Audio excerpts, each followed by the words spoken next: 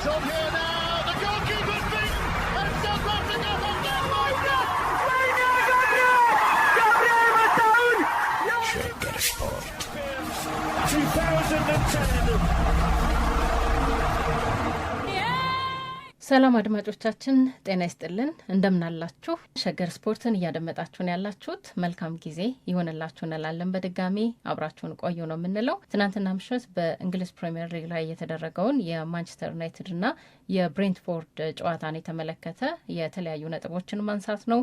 ይህንን ጨዋታ ማንቸስተር ዩናይትድ 2-1 በሆነ ውጤት አሸንፏል። ካዚሚሮ እና ቤንጃሚን ሼሽኮ ባስቆጠሯቸው ጎሎች ነው ማንቸስተር ዩናይትድ ያሸነፈው።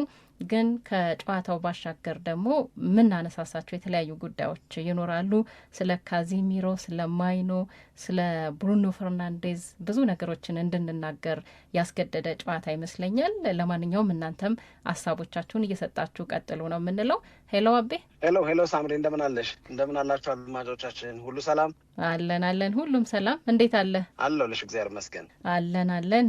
ትላንትና ያው ማንቸስተር ዩናይትድ እና የብሬንትፎርድን ጨዋታ በተመለከተ ከጨዋታው በፊት የተለያዩ ነጥቦችን አንስተን ነበረ። በተለይ ያው ጨዋታው ዩናይትድ ወደ ሻምፒየንስ ሊግ ይመለሳል አይመለስም የሚለው ላይ ብዙ የሚያሳስብ እንዳልሆነ በሰፊው ተነጋግረናል። ግን ስለ ጨዋታው የሜዳ ላይ እንቅስቃሴ ስለነበረው እንደገና ደግሞ ጎልተው ስለወጡ ተጫዋቾች ብናነሳ በጣም ደስ ይለኛል። በዛሬ ውይይታችን ላይ ስለ ካዚሚሮ፣ ስለ ማይኖ፣ ስለ ብሩኖ፣ ስለ አሰልጣኙ ስለ ማይክል ካሪክ የተወሰኑ ነጥቦችን እንድናነሳ የሚያስገድር ጨዋታ ሆኖ ስላገኘሁት ነው። ግን አስቀድመን የሜዳ ላይ እንቅስቃሴውን በተመለከተ በግል የተጫዋቾችን ሁኔታ ከማንሳታችን በፊት እንደ ቡድን ግን የታየውን ጨዋታ ተዝናናህበት ወይ ብዬ ብጠይቅ ደስ ይለኛል። እኔ ያው በጣም አሪፍ ጨዋታ ነበረ። በብሬንትፎርድ በኩልም እንደዚሁ ቀላል ትግል፣ ቀላል ጥረት አልተደረገም ባይ ነኝ። ማንቸስተር ዩናይትድን ካሪክ ምን ያህል እንደለወጠው ያየንበት፣ የማንቸስተር ዩናይትድን ውጤት የማምጣት ጥረት፣ በተወሰነ ደረጃ ደግሞ ማንቸስተር ዩናይትድ ቤት ውስጥ የነበረው የተጫዋቾች የፍላጎት ማጣት የሚመስለው ነገር በምን ያህል መጠን እንደተስተካከለ ያየንበት ምሽት ነው የምለው እና በኦልትራፎርድ የነበሩ የማንቸስተር ዩናይትድ ደጋፊዎች ወይም እንደኔና እንዳንቺ ደግሞ ጨዋታውን በቴሌቪዥን የተከታተሉ ሰዎች በማንቸስተር ዩናይትድ አለመደሰት የሚችሉ አይመስለኝም የእውነት ለመናገር። ምክንያቱም ከተወሰኑ ሳምንታት በፊት ወይም ከተወሰኑ ወራት በፊት አሞሪም ስር ይጫወት የነበረው ማንቸስተር ዩናይትድ ምን አይነት ግራ የሚያጋባ ስሜት ውስጥ ይከተን እንደነበረ፣ ምን አይነት ከእያንዳንዱ ጨዋታ በኋላ ማንቸስተር ዩናይትድን የሚደግፉ ሰዎች ምን አይነት ስሜት ውስጥ ይገቡ እንደነበረ ላስታወሰ ሰው አሁን ትላንትና ስንል እንደነበረው ነው። ወደ ኦልትራፎርድ ሄደች ማንቸስተር ዩናይትድ ይህንን ጨዋታ ያሸንፋል፣ ልጆቹም የሚችሉትን በሙሉ ያደርጋሉ፣ የምናየው አሪፍ ነገር ይኖራል ብሎ የሚገምት የእግር ኳስ ወዳጅና የማንቸስተር ዩናይትድ ደጋፊ የገመተውን የሚያገኝበት ዘመን እንዲመለስ አድርጓል ብዬ ነው የማስበው። ማይክል ካሪክ እንደውም የማንቸስተር ዩናይትድ ሰዎች የተናገሩት አንዱ ነገር ምንድን ነው፣ እግር ኳስ ጨዋታ በሚኖርበት ሰዓት ላይ በኦልትራፎርድ ልንጫወት ስንል ያው 50-50 ነው ልናሸንፍ የመቻላችንና ከጨዋታው የሚጠቅመ ውጤት ይዘው የመውጣት እድላችን 50% ነው፣ ለተጋጣሚው ደግሞ 50%። እንግዲህ አስቢው ቲያትር ኦፍ ድሪምስ ላይ እየሄደ አንድ የማንቸስተር ዩናይትድ ተጋጣሚ 50% የማሸነፍ ወይም የሚበጀውን ውጤት ይዞ የመውጣት እድል ተፈጥሮለት ከነበረ ይሄ ማለት ከባለሜዳው ከማንቸስተር ዩናይትድ እኩል እድል ይዞ ወደ ሜዳ የሚገባበት ነው እያልን ያለ ነው። ኦልትራፎርድ ላይ ነው እያልን ያለ ነው። በቲያትር ኦፍ ድሪምስ ነው እና እንዲህ መሆን ማለት ነው ማንቸስተር ዩናይትድን በማይመጥን ደረጃ መገኘት ማለት። ሌላ ትርጉም ያለው ሌላ ስም የሚያስፈልገውም አይመስለኝም። አሁን ግን ወደ ኦልትራፎርድ ስንሄድ በተቃራኒው ነው። የማሸነፍ እድላችን በጣም ሰፊ፣ የማድረግ የመፈጸም ችሎ የመገኘት እድላችን በጣም ሰፊ እንደሆነ ይሰማናል የሚል ነገርን ያነሳሉ። ስለዚህ ይሄንን መለወጥ፣ ስቴት ኦፍ ማይንድ ላይ መስራት፣ የማንቸስተር ዩናይትድ ተጫዋቾች በማድረግ አቅማቸው እንዲተማመኑ ማድረግ፣ ደጋፊዎች በሙሉ ልብ ቡድናቸው ሊያሸንፍ እንደሚችል እያመኑ አንገታቸውን ቀና አድርገው ወደ ኦልትራፎርድ የሚሄዱበት፣ ሲመለሱም ደግሞ በድልና በኩራት የሚመለሱበትን ጊዜና ወቅት እንዲመለስ ማድረግ ማይክል ካሪክ የሰራው ትልቁ ስራ ነው ትናንትና የሚያየነው ያንን ነው። የማንቸስተር ዩናይትድ ተጫዋቾች ለማንቸስተር ዩናይትድ ሰጥተው የማይበቃቸው ሆነው አየናቸው። እነዛኑ ተጫዋቾች ይሄንን ነው እንግዲህ አንዳንዴ አንድን አሰልጣኝ አሰናብተሽ ሌላን አሰልጣኝ ስታመጪ አንድ አስተያየት ሰጥቶ ነበር። አንድ ጂሚ ካራገር ይሁን ጋሪ ኔቪል ይሁን አላውቅም፣ ከትናንትናው ጨዋታ በኋላ የተናገረው ነገር ማይክል ካሪክ ከእያንዳንዳቸው የማንቸስተር ዩናይትድ ተጫዋቾች መገኘት የሚችለውን ጥቅም እያገኛል። ከእያንዳንዱ ተጫዋች ማውጣት ያለበትን አቅም ማግኘት ያለበትን አገልግሎት በደንብ አሟጦ እያወጣና እየተጠቀመና ማንቸስተር ዩናይትድንም እየጠቀመ ነው አለ። ይህንን ማድረግ አለመቻል ነበር የአሞሪም ስህተት። አሞሪም አንድ የሚወቀስበት የነበረው ነገር ምንድን ነው? አዳፕት ማድረግ አይችልም። እሱ የሚያምንበት እሱ ያዋጣል፣ ይሻላል፣ ይበጃል የሚለው የጨዋታ መንገድ አለ፣ ስታይል ኦፍ ፕሌይ አለ፣ የጨዋታ ሀሳብ አለው። ይህንን የጨዋታ ሀሳብ አሁን ባሉት ተጫዋቾች ሙሉ በሙሉ መተግበር ይችላለሁ ወይ የሚለውን መጠየቅና አይ አልችልም የሚል መልስ ካገኘ እንግዲያውስ ለእነዚህ ተጫዋቾች እና ከእነዚህ ተጫዋቾች ጋር ሆኜ ማንቸስተር ዩናይትድ እንዲያሸንፍ ያሰብኩትንም እንዲያስፈጽመኝ የትኛው የጨዋታ መንገድ ይሻለኛል ብሎ አዳፕት ለማድረግ ፈቃደኛ አይደለም። የምናስታውስ ከሆነ አንድ ጊዜ እኮ አሞሪም ምን ብሏል? አይ አሁን ገባኝ አለ። ድንገት ተነስቶ አሁን ገባኝ፣ ተጫዋቾቹን ብቻ ሳይሆን ራሴንም መመልከት አለብኝ፣ ተጫዋቾቹን ብቻ ሳይሆን ራሴንም መጠየቅ መቻል አለብኝ፣ የትኞቹ ተጫዋቾች በምን ቦታ ብጠቀማቸው፣ እንዴት ብጠቀማቸው ትልቅ አገልግሎትን ሊሰጡኝ እንደሚችሉ ገባኝ ብሎ በቃ አሁን ነገር ሊለወጥ ነው አስብሎን ነበረ። እንደውም ምሳሌ ያደረገው ካዚሜሮ ነበር። ጳጳሱም ቢመጡ ማንም አያሳምነኝም አላ በካዚሜሮ ምክንያት ነው ያንን የተናገረ። ከዛ ቆይቶ ደግሞ ጳጳሱም አያሳምኑኝም እንኳን የእግር ኳስ ተንታኞች ብሎ የሚናገር ሰው ሆነ። የካሪክስ ዋናው ነገር ምንድን ነው? በጣም በጥሩ እና በምርጥ ሁኔታ አዳፕት ማድረግን ያውቅበታል፣ አወቀበት። እነዚህን ልጆች እንዴት ቢጠቀምባቸው ማንቸስተር ዩናይትድን ሊጠቅም የሚችል ውጤት እንደሚገኝ ካሪክ አመነ። ያመነውን ሞከረ። የሞከረውን ተከትሎ ተጫዋቾቹ 100% የሚሰጡ ሆኑ። ለእነሱ ምቾት ሆነ፣ ለማንቸስተር ዩናይትድ ምቾት ሆነ። ካሪክን ማባረር ወይም የካሪክን ኮንትራት ሲያበቃ በቃ እንለያይ ማለት ለማንቸስተር ዩናይትድ እንዲከብደው አደረገ። አሁን ሁሉም ላይ ተጠቀመው። የማንቸስተር ዩናይትድ ደጋፊዎች ደስታቸው፣ ክብራቸው ተመልሷል። የማንቸስተር ዩናይትድ ተጫዋቾች አምሮባቸዋል ተብሎ ስማቸው በበጎ እየተነሳ ነው። የማንቸስተር ዩናይትድ ውጤት 3ኛ ነው፣ ወደ ቻምፒዮንስ ሊግ ተመልሷል። ማን ነው በዚህ ጉዳይ ላይ የከሰረ የተጎዳ? ማንም እኮ የለም። ስለዚህ እንዲህ ማድረግ መቻል ከጉብዝና መካከል አንዱ ነው የሚለውን እንድናነሳ የሚለውን እንድንነጋገርበት የሚያስገድድ ይመስለኛል። ለዛ ነው በቃ ታምሳፕ የምንለው ወይም ደግሞ ብራቮ ማይክል ካሪክ ለማለት የምንገደደው። አዳፕት አድርጎ የማንቸስተር ዩናይትድ ተጫዋቾች ለማንቸስተር ዩናይትድ ትልቅ አገልግሎት ሲሰጡ እንድናያደረገ ተስፋ ከተቆረጠበት የውድድር ዓመት ዘንድሮም ተብሎ ለማጉረምረም ከተንደረደርንበት የውድድር ዓመት ማንቸስተር ዩናይትድን መንጥቆ አውጥቶት ከ13 ጨዋታ 9ን የሚያሸንፍ በ2 አቻ ያወጣ በ2 የተሸነፈ እንዴት ነበር መንገዱ ስትይ ካሪክ ከአሞሪም ቡድኑን የተረከበ ጊዜ እኮ የመጀመሪያዎቹ ተከታታይ ጨዋታዎች ማንቸስተር ዩናይትድ የሚጠፈጠፍበት ነበር እኮ የሚመስለው። በደንብ አድርገው ይለጉታል፣ በደንብ አድርገው ይቀጠቅጡታል ነው ያልነው። ምክንያቱም ሲቲን እና አርሰናልን ነው በተከታታይ የሚገጥመው ማን ማይክል ካሪክ። በነዛ 2 ጨዋታዎች ላይ ማንቸስተር ዩናይትድ 6 ነጥብ ማግኘቱ ብቻ ሳይሆን አርሰናልን እንዴት አሸነፈው፣ ማንቸስተር ሲቲን እንዴት ባለ ብልጫና አንቀጥቅጦ ሙሉ 3 ነጥብ እንደወሰደበት ላስታወሰ።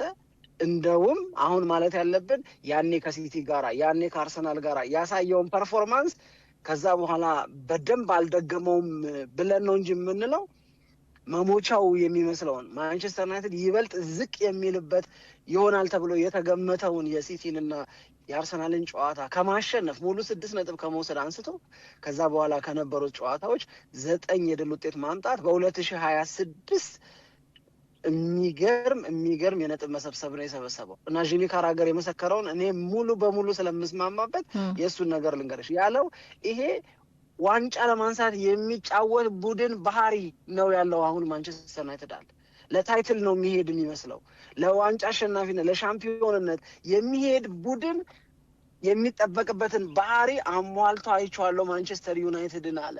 እና ካሪክን ማሰናበት አይቻልም። ካሪክን ምን አጎደልክ ብሎ ወይም የለም ማንቸስተር ዩናይትድ ሌላ አሰልጣኝ ማምጣት አለበት፣ ያ አሰልጣኝ ሲኒየር መሆን አለበት ካሪክን አመስግኖ ከካሪክ ጋር ተለያይቶ እያለ አንድ የእግር ኳስ አዋቂ ነኝ የሚል ሰው አጌንስ ካሪክ አርጊው ሊያደርግ አይችልም አለ።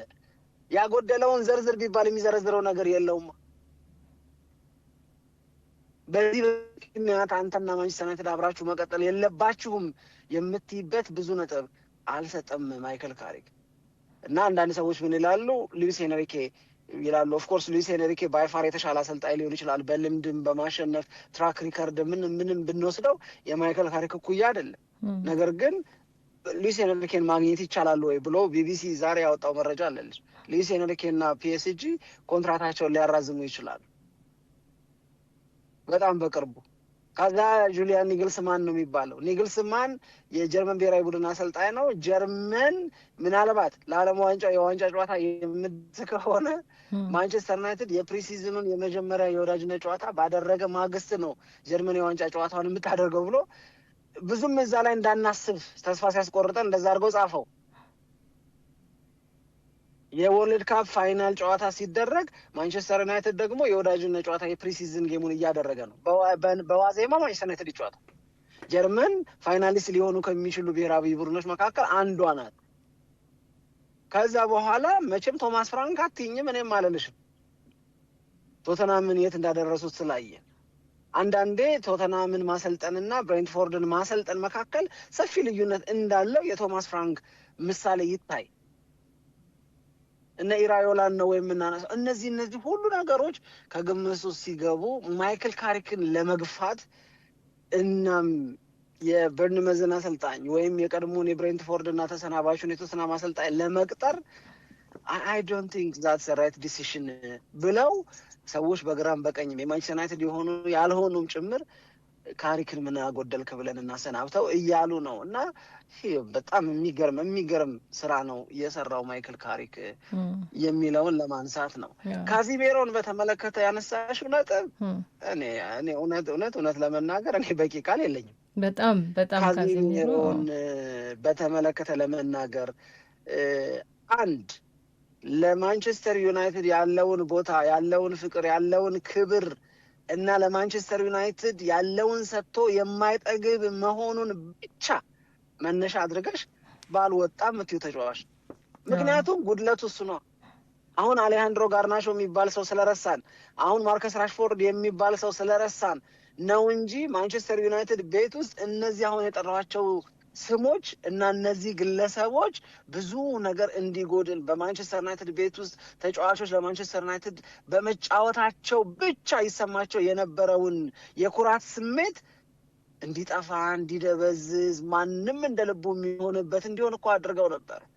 ከማንቸስተር ዩናይትድ ጋር አፉን ሲካፈት እኮ ነው የምናውቀው አይደል? አሌሃንድሮ ጋርናቾ ተው ሲባል መካሪ ጋጋታ መጥቶ ለምን እንዲህ ያደርጋል ሲባል እሱን ኢንፐርሰን አግኝተው ባይመክሩትም በሚጽፏቸው አርቲክሎች ላይ አሌሃንድሮ ጋርናቾ ከማንቸስተር ዩናይትድ ጋር የጀመረው የሶሻል ሚዲያ እሰጥ አገባ ከደጋፊዎች ጋር ያለው መበሻሸቅ በፍጹም ልክ አይደለም እየተባለ እሱ ግን ሲፈልግ የቪላን ማሊያ እየለበሰ ሲፈልግ ለማንቸስተር ዩናይትድ ጉዳዮች የማንቸስተር ዩናይትድ ደጋፊዎች ለበሸቁባቸው ጉዳዮች የለበጣ መልስ እየሰጠ ምናምን እኮ አየን። ማርከስ ራሽፎርድን እኮ አየን። ከማንቸስተር ዩናይትድ መውጣት እንፈልጋለን ባዮች እኮ ምናምን በዙ እኮ። እነዚህን ባየንበት ከነዚህ ሁሉ የሪያል ማድሪድ ተጫዋች በነበረበት ጊዜ ካገኛቸው ክብሮች በኋላ ካዚሜሮ ለማንቸስተር ዩናይትድ እንዲደም ሲሰጥ ስታዩ ገባሽ? ይሄ ውድድር ዓመት እንዳበቃ እኮ አብረው አይቀጥሉም እኮ። የማንቸስተር ዩናይትድ ደጋፊዎች ስትሬትፎርድ ኢንድ የሚባል አለ። እዛ ቦታ ላይ ሆነው ፕሊስ ዋን ሞር ሲዝን አሉ። በቃ አንድ ተጨማሪ የውድድር ዓመት አብረህን ቆይ አትሂድብን አሉ።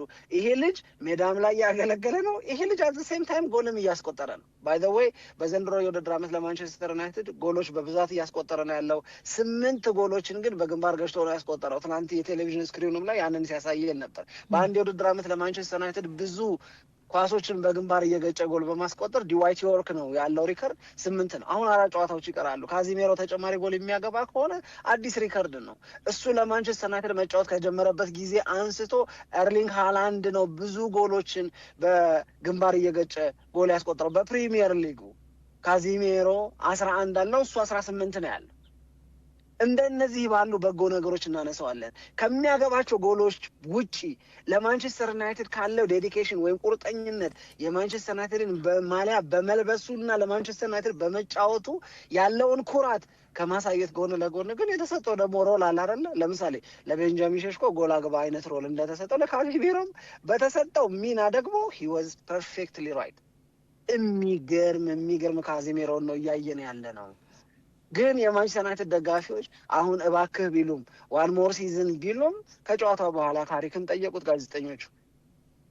ይሄንን ልጅ ማቆየት ይበልጥ ልክ አይመስልህም ወይ ለአንድ ተጨማሪ ውድድር ዓመት አሉ ነው ወይስ መጀመሪያ እንደነገራችሁን እናንተና ካዚሜሮ ትለያያላችሁ ነበር ጥያቄ?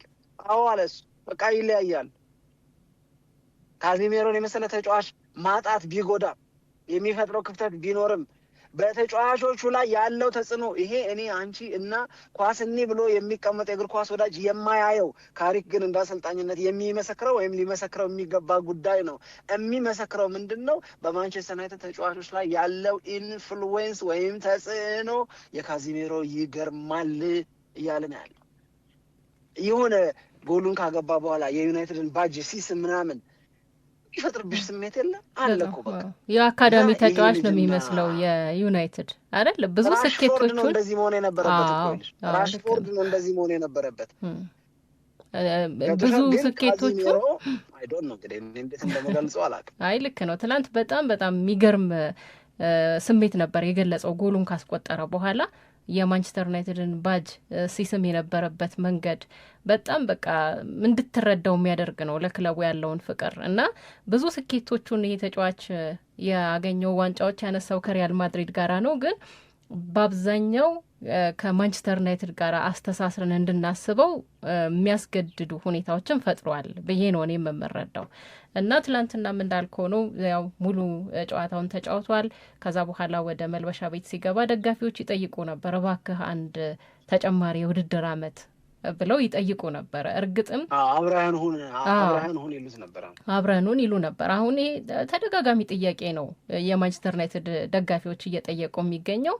ግን ካሪክም ከጨዋታው በኋላ የሰጠውን አስተያየትን የማይቸዋለሁ አረጋግጧል። 4 ጨዋታ ብቻ ነው የሚቀረው ከዩናይትድ ጋር ብሏል። ምን አይነት የመጨረሻ ጊዜያት ሊሆኑ እንደሚችሉ እናስበዋለን። ግን አንድ የተናገረው ነገር ነበር እኔ በደንብ የማስታውሰው የውድድር ዓመቱ ሲጠናቀቅ ከማንቸስተር ዩናይትድ ጋር እንደሚለያይ በገለጸበት ሀሳቡ ላይ ቀሪዎቹ ጊዜያት 4 ወር አካባቢ እየቀረው ነበረ ሲዝኑ ያው እሱ ሊያልቅ 4 ወር ሲቀረው ቀድሞ ነው ያሳወቀው እና እነዚህ 4 ወራት በጣም የሚገርሙ ጊዜያት ነው የሚሆኑት ከማንቸስተር ዩናይትድ ጋር ብሎ ተናግሮ ነበርና ያንን ቃሉን በተግባር የለወጠባቸውን ጨዋታዎች ነው እያየን ያለ ነው። ብዙ የማንቸስተር ዩናይትድ ደጋፊዎች የካዚሜሮን አገልግሎት ይናፍቃሉ፣ የካዚሜሮን ለክለቡ ያለውን ፍቅር ይናፍቃሉ ብዬ ነው የምጠብቀው። ስለ ካዚሜሮ ይሄንን ያክል ካነሳን ግን ትንሽ ስለማይኖ ስለ ብሩኖ ፈርናንዴዝን ብናነሳ ደስ ይለኛል። እኔ አሁን ዩናይትድ በሚያደርጋቸው ጨዋታዎች ላይ የምጠብቀው አንድ ትልቁ ነገር የብሩኖ ፈርናንዴዝን እንቅስቃሴ ነው። ያው በአንድ የውድድር ዓመት ለጎል አመቻችቶ የሰጣቸውን ኳሶች አሁን 19 አድርሰዋል ከመሱት ኦዚል እኩል ማለት ነው። የሄንሪና የደብሮነ ላይ ለመድረስ አንድ ጎል ብቻ ነው አንድ አሲስት ብቻ ነው የሚቀረው።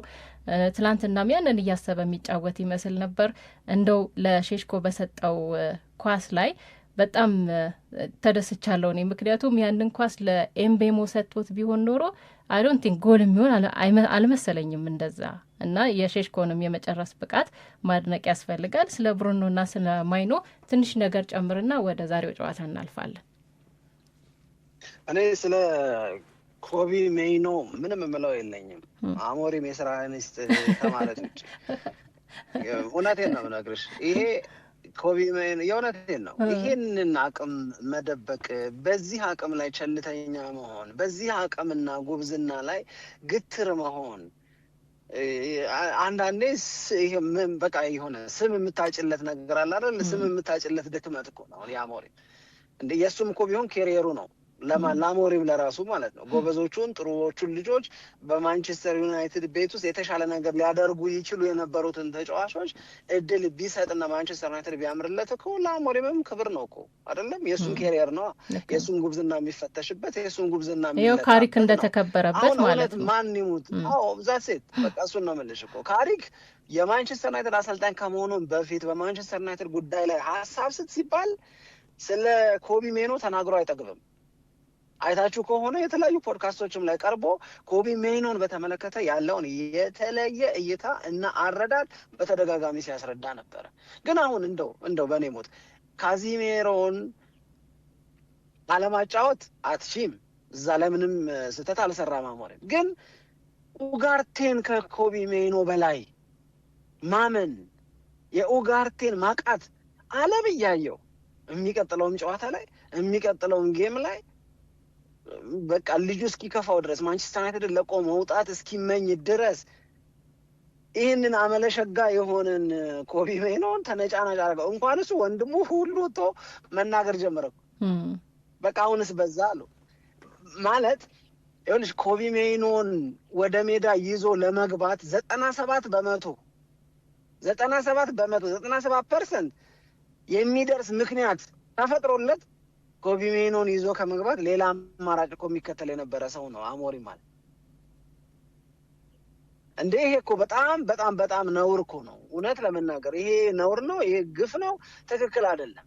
ግን አንዳንዴ ግፍ ማንን ያስኮንናል ቢባል ሰሪዋን ነው የሚባለው። ምክንያቱም ራሱን ነው የበደለው፣ ራሱን ነው እንትን ያለው። አሁን እያንዳንዱ ሰው ያ ሰውዬ ግን ጤነኛ ነው ብሎ ነው እየጠየቀ ያለው። ይሄንን አቅም ቁጭ አድርገሽ ማንቸስተር ዩናይትድን መሀል ላይ ብልጫ የሚወሰድበት እንዲሆን ማንቸስተር ዩናይትድን መሀል ላይ ልፍስፍስ እንዲሆን ታደርገዋለሽ? በመድኃኒዓለም እንዴት ብለሽ ምንድን ነው ምክንያትሽ? በተደጋጋሚ የሚለው ምንድን ነው ማንቸስተር ዩናይትድ ቤት የተጫዋቾችን ምርጫ በተመለከተ የምወስነው እንጂ ደጋፊ አይደለም። ደጋፊ የፈለገውን ነገር ሊል ይችላል። በቃ ለደጋፊ፣ ለቀድሞ ተጫዋቾች፣ ለእግር ኳስ ተንታኞች በሚዲያ ለሚሰማ ወሬ ነው መልስ የሚሰጠው። ለልጁ አቅም ማጣት ወይም ለልጁ መስነፍ ይሄንን ነገር እያስተዋልኩ ስለሆነ ነው ለኮቢ ሜኖ እድል የማልሰጠው ምናምን ሲል እኮ አትሰሚውም እኮ። የሚናገረው ነገር በሙሉ እሱ ለሚሰማ ወሬ ነው መልስ የሚሰጠው። ከአንድ ማናጀር ወይም ከአንድ ማንቸስተር ዩናይትድን የሚያክል ቡድን ከሚያሰለጥን ሰው ይሄንን አልጠበቅም።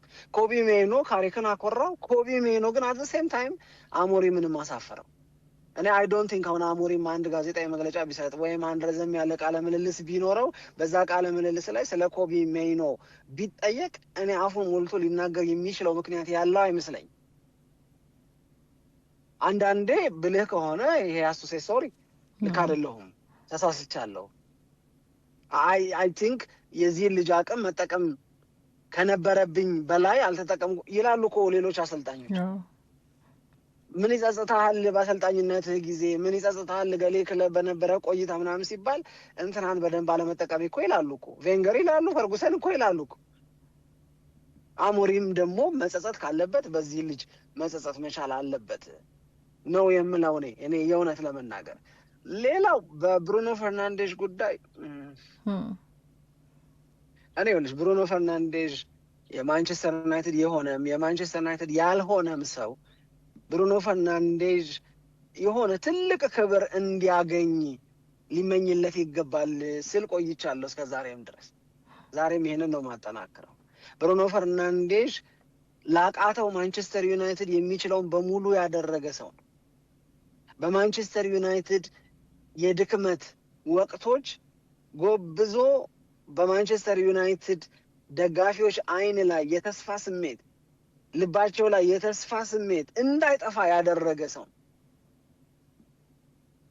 ብሩኖ ፈርናንዴዝ ለማንቸስተር ዩናይትድ ባደረጋቸው በጎ ነገሮች፣ በመሃል ክፍሉ ጉብዝናው፣ ባይታክቴነቱ ሁልጊዜም 100% የሚሰጥ ተጫዋች በመሆኑ ኢንጁሪ ፍሪም ደግሞ ስለሆነ ያልተመኛው እኮ የለም እሱን የራሱ ለማድረግ። በዛው በፕሪሚየር ሊጉ የሚጫወቱ ክለቦች ሌሎቹም ትልልቅ የምትያቸው የአውሮፓ ሊጎች ላይ ያሉ ትልልቅ ክለቦች እኮ ብሩኖ ፈርናንዴዝን የራስ ማድረግ ፍላጎታቸው ነበረ። ምንም ከማይገኝበት ማንቸስተር ዩናይትድ ጋራ ለመቆየቱ እንዲህ ያለ ራስን መስጠት፣ ለእንዲህ ያለ ፍጹም በጣም የሚገርም ታማኝነት ከስፖርቲንግ ሊዝበን ነው ማንቸስተር ዩናይትድን የተቀላቀለው። አካዳሚ ተጫዋች አይደለም። ስቴቨን ጄራርድ ለሊቨርፑል ታማኝ ቢሆን አብረው ልጅነታቸውን ስለጨረሱ ነው። ብሩኖ ፈርናንዴዝ ግን ኬሪየሬ ብሎ እንዲያስብ ብዙ ምክንያት እኮ ነበረው። ትልልቅ ዋንጫዎችን ማሸነፍ አለብኝ፣ የሊግ ዋንጫዎችን ማግኘት አለብኝ፣ ቻምፒዮንስ ሊግን ማሸነፍ አለብኝ ቢል ያንን ማድረግ ከቻሉት ክለቦች አንዳቸውን መርጦ ተንደላቆ ተሞላቆ መቀላቀል እኮ ይችላል። ግን በቃ የወሰነው ግን እሱ ከማንቸስተር ዩናይትድ ጋር መቆየት ነው። በቀደምም ከዌይን ሩኒ ጋር ቃለ ምልልስ ነበረ። ሳውዲ ሊሄድ ብዬ አለ የተሰጠኝ ገንዘብ ይገርምሃል አለ፣ ዋዛ ብሎ ይገርምሃል አለ፣ ያስደነግጣል አለ፣ ብሩ ፍራንኩ። ግን እርግጠኛ ነህ አለችኝ አለ ባለቤት። እኔ እያመነታው ነው አለ በውስጤ። ማንቸስተር ዩናይትድን ስትቀላቀል ማሳካት የፈለግከውን ማድረግ የፈለግከውን አድርገህ ጨርሰሃል፣ ግን እርግጠኛ ነህ አለችኝ አለ። ያ የኔም ጥያቄ ነው። ያም በውስጤ ሀሳብ ለመመላለሱ ዋነኛ ምክንያት የሆነው ጉዳይ እሱ ነው። እና ምን ትያለሽ ስላት ሀሳብህ ካልሞላ ሀሳብ እስኪሞላ ድረስ አለችኛል። ከአንድ ከማንቸስተር ዩናይትድ ጋር መጨረስ የምፈልገው ጉዳይ አለኝ። የማንቸስተር ዩናይትድን ማሊያ ከኔ በፊት የለበሱ ተጫዋቾች ያስከበሩትን ያህል ማስከበር አለብኝ። እንዲህ የሚልልሽ ተጫዋች አሁን ታገኛለሽ? እውነት ለመናገር ለዚህ ነው ለጄራርድ የተቆረቆረ የእግር ኳስ ወዳጅ ጄራርድ የፕሪሚየር ሊጉን ዋንጫ ሳያሸንፍ እግር ኳስ ተጫዋችነት ዘመኑ እንዳያበቃ ብሎ የተጨነቀ የአርሰናል ደጋፊ አለ፣ የቼልሲ ደጋፊ አለ፣ የሲቲ ደጋፊ አለ፣ ኢቭን የዩናይትድ ደጋፊ ማለት እኔም አውቀው የአገር ቤቶቹን። ለጄራርድ በፕሪሚየር ሊጉ ለነበረው ጉብዝና ከሆነ የራሳችንን ክለብ ኢንተረስት ወደ ጎን አድርገን ለጄራርድ ያንን ምኞት የተመኘ ነው። ተመሳሳይ ምኞት ለብሩኖ ፈርናንዴዝ ይገባዋል። ብሩኖ ፈርናንዴዝ ከማንቸስተር ዩናይትድ ጋር ቢቆይ ማንቸስተር ዩናይትድ አሁን በሚያሳየው መለወጥ ላይ የበለጠ ጨምሮ ቢለወጥ እና ከዩናይትድ ጋር ሆኖ አንድ ትልቅ ክብር ቢያገኝ ብሩኖ ፈርናንዴዝ እኔ እመኛለሁ። እግር ኳስን ስለምወድና የምወደውን እግር ኳስ በሚገርም መጠን ሲያገለግል በሚገርም ታለንት ሲጫወታት ስላየሁ ለብሩኖ ፈርናንዴዝ እንዲህ ያለ መልካም ምኞት ከመመኘት ውጪ በእያንዳንዱ ጨዋታ ገረመኝ፣ አስደነቀኝ፣ ዋው አይገርምም ወይ አለቁብኛ ምን ልበል? ሌላ ምንም የምለው የለኝም። የእውነቴን ነው የምነግርሽ፣ ምንም የምለው የለኝም። አሁን ማንቸስተር ዩናይትድ ጋር ይሄንን የተመኘሁትን ክብር ያገኛል አያገኝም ሌላ ነገር ነው። ቢያንስ ግን ዘንድሮ በእንግሊዝ ፕሪሚየር ሊግ እሱ ዩናይትድን ከተቀላቀለበት ጊዜ አንስቶ የሚታወቅበትን አሲስት ማድረግ፣ የግብ ዕድሎችን መፍጠር። አሁን እኮ አሲስት ነው አይደል እያነሳን ያለ ነው እንጂ የግብ ዕድሎችን መፍጠር እኮ ብሩኖ ፈርናንዴዝ ቁጥር ላይ የሚደርስ እኮ የለም። ግን በቀጥታ ለጎል የሚሆኑ ኳሶችን በማቀበል ረገድ ግን ሪከርዱን ሰብሮ ባየው ግን በጣም ደስ ይለኛል። የቀረው 2 አሲስት ነው። የቀረው ግን 4 ጨዋታ ነው። ሊቨርፑል ቀጣዩ ተረኛ ይመስለኛል እኔ። አዎ ይሄ ብሩኖ ፈርናንዴዝ በዚህ ውድድር ዓመት ይህንን ሪከርድ እንደሚሰብር የሆነ እርግጠኛ የሚያደርግ ነገር አለው። እንዲሳካለትም እውነት እንመኛለን። ለዛ ነው ደግሞ በዚህ የውድድር ዓመት የተለየ ነገር እያሳየም ስለሆነ ነው አሁን ክርክሩ የእንግሊዝ ፕሪሚየር ሊግ የአመቱ ምርጡ ተጫዋች መሆን አለበት ብሩኖ ፈርናንዴዝ የሚለው ላይ ሀሳብ እየተሰጠ የሚገኘው። ይህንን እንዳልከው ወይ በሌላ ቀን እንመለስበታለን። ግን በማንቸስተር ዩናይትድ ቤት አሁን እየተመለከትናቸው ያለናቸው ነገሮች በሙሉ በጣም ስኬታማና ፖዘቲቭ ናቸው። በቀጣይ የሚወሰኑ ውሳኔዎች የሚጠበቁ ቢሆንም በተለይ ከካሪ ጋር በተያዘ ግን ተጫዋቾቹ ያሉበት ስሜት፣ በሜዳ ላይ የሚያደርጉት እንቅስቃሴ፣ ነጻነታቸውን፣ ምቾታቸውን በደንብ ያየንበት ነው እና ዩናይትድ በጣም የተሳካ የውድድር ዓመት እያሳለፈ ነው ብሎ ለመናገር የሚያስችል ደረጃ ላይ የደረስን ይመስለኛል። እኔ በነገራችን ላይ የማንቸስተር ዩናይትድ ሰዎች አሁን በቃ ጉዳያቸውን ጨርሰዋል። ገባሽ? ግባቸው ተሳክተዋል። ወደ ቻምፒዮንስ ሊግ ተመልሰዋል። በ2 ዓመት በቻምፒዮንስ ሊግ አለመኖር ለማንቸስተር ዩናይትድ ትልቅ ጉድለት ነው። አሁን ወደ ቻምፒዮንስ ሊግ ይመለሳል ማንቸስተር ዩናይትድ። ግን እነዚህ ነገሮች እንደተጠበቁ ሆነው ቀጣይ አጀንዳቸው ላይ ነው አሁን እያወሩ ያሉት። ዋነኛው ስራው የማንቸስተር ዩናይትድ መሀል ክፍሉን ማጠናከር ነው ተብሎልሻል ትናንትና። በጣም በርካታ አማራጭ ተጫዋቾች አሉ። እነዛ አማራጭ ተጫዋቾች የማንቸስተር ዩናይትድ እንዲሆኑ ይሰራል። ዋነኛው ትኩረት እሱ ነው ተብሏል። እንግዲህ 2 ወይም 3 የመሀል ክፍል ተጫዋቾች ማንቸስተር ዩናይትድን እንደሚቀላቀሉ ከወዲሁ ማረጋገጫ እየተሰጠ ነው። አሁን ወደ ግራም ብትመለከች፣ ወደ ቀኝም ብታይ፣ ከፊት ለፊትም ከኋላም ለማንቸስተር ዩናይትድ ደጋፊዎች አጀንዳው በኩራት የሚነጋገሩበት ጉዳይ ነው። ወይ ስለማሸነፋቸው፣ ወይ ቻምፒዮንስ ሊግ ስለመመለሳቸው፣ ወይ ስለ ቡድናቸው እያማረ መምጣት፣ ወይም ደግሞ ክረምት ላይ የዝውውር መስኮቱ ሲከፈት ማንቸስተር ዩናይትድ ኮሚትድ ሆኖ እንደ በፊቱ አልዝረከረክም አለ ማንቸስተር ዩናይትድ። በቃ ምን ትፈልጋለች ከዚህ በላይ? እንደ በፊቱ አልዝረከረክም። 2 ወይ 3 ተጫዋቾች መሀል ክፍሉን እንዲያጠናክሩ ይመጣሉ። ቀዳሚ ታርጌቱ ኤሊየት አንደርሰን ነው። ነገር ግን እንደ በፊቱ ደግሞ ከፈርጉሰን በኋላ ሁሉም እንዳደረጉት እንደሞከሩት ዝም ብሎ ገንዘብ እያፈሱ መስጠት የሚባል ነገር አይኖርም ተብሏል። 120 ሚሊዮን የሚሉ ከሆነ ለኤሊየት አንደርሰን እና የምራቸውን ከሆነ እነሱን ጥለን ሌሎች አማራጮችን እናያለን እያሉ ነው። ስለዚህ ሲያምር ስለ ማንቸስተር ዩናይትድ ማሰብም ማውራትም የእውነት ለመናገር ደጋፊዎቹ የሚገኙበትን ስሜት እንድናውቅ እየጻፉ የሚነግሩን ነገር ቢኖር በጣም ደስ ይለኛል በእኔ በኩል። ከዛ ውጪ ካሪክን በተመለከተም የሚወሰነው ውሳኔ በጉጉት ይጠበቃል። ዩናይትድ በደንብ ተለውጠዋል። ዩናይትድ በደንብ ተነቃቅቷል። የሚያምሩ ነገሮችን በሙሉ ጠቅልሎ እየወሰደ ነው ያለው በዚህ ሰዓት።